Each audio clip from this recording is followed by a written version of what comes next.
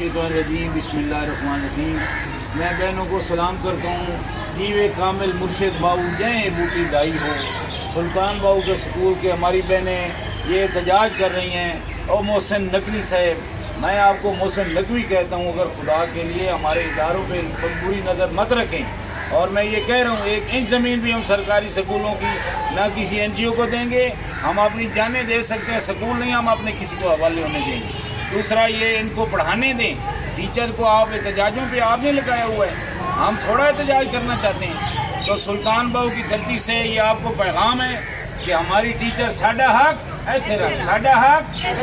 निजकारी का जो यार है गद्दार है, निजकारी का जो यार है निजकारी का जो यार है। हमारे हकूक हमें दो, हमारे हकूक हमें दो, हमारे हकूक हमें दो, हमारे हकूक हमें दो।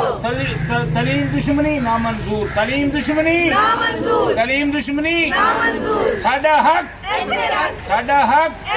निजकारी का जो यार है गद्दार है, गद्दार है। स्टार न्यूज़ की वीडियोस देखने के लिए हमारा चैनल सब्सक्राइब कीजिए, बेल के आइकन पर क्लिक कीजिए ताकि आप हमारी आने वाली तमाम वीडियोस से बाखबर रह सकें।